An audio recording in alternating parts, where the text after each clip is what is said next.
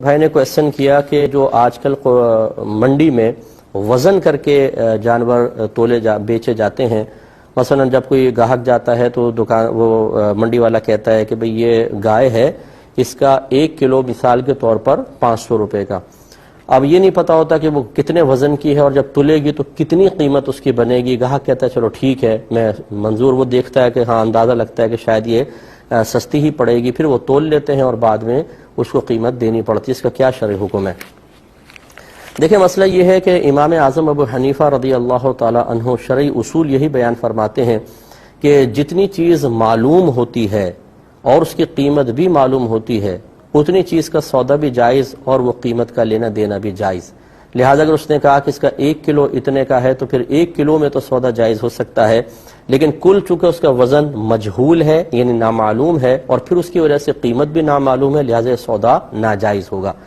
لیکن آپ کے دونوں شاگرد امام ابو یوسف اور امام محمد رضی اللہ تعالی عنہما ارشاد فرماتے ہیں کہ اس قسم کے سودوں میں ابتداءً جہالت ہوتی ہے، یعنی معلوم نہیں ہوتا کل وزن کتنا ہوگا اور کل قیمت کتنی بنے گی، لیکن جب اس کو وزن کر لیا جاتا ہے تول کر اور پھر اس کی قیمت کا اندازہ ہو جاتا ہے، بلکہ واضح طور پہ قیمت سامنے آ جاتی ہے، تو یہ جہالت باقی نہیں رہتی ہے۔ لہذا انہوں نے اپنے دور میں اس قسم کے مسائل میں جواز کا ہی حکم دیا، اور ہم بھی اس بات کو پسند کرتے ہیں کہ چونکہ یہ خرید و فروخت اب ہماری منڈیوں میں بہت زیادہ رائج ہو چکی ہے، اور عموماً یہ یاد رکھیں کہ کسی بھی چیز کو مجہول رکھ کر سودا کرنا یعنی غیر معلوم رکھ کر سودا کرنا یہ جھگڑے کی طرف لے جاتا ہے۔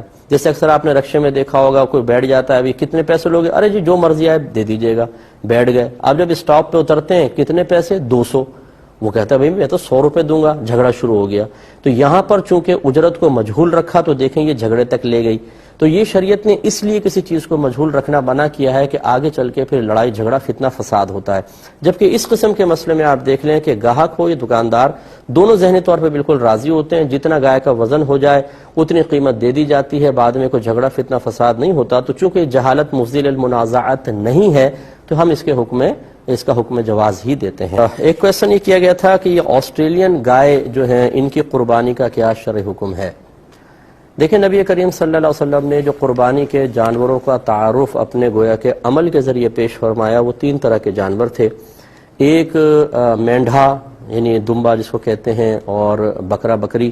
نبی کریم صلی اللہ علیہ وسلم نے خود مینڈھا ذبح فرمایا اور ایک صحابی نے بکری ذبح کی تو سرکار نے منع فرمایا کہ نہیں، اس کی جگہ انہوں نے عید سے پہلے قربان کر دی تھی، سرکار نے فرمایا قربانی ویلڈ نہیں ہے، آپ ایک اور بکری اس کی جگہ قربان کریں، تو گویا کہ آپ نے اس کی اجازت دی۔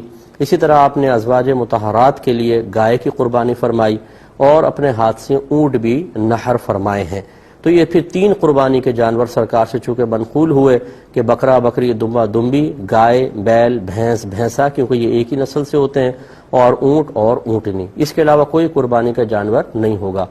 اب اس میں کوئی تخصیص نہیں بیان فرمائی کہ وہ کون سے علاقے اور کون سے سٹی اور کون سے خطے کی گائے ہو۔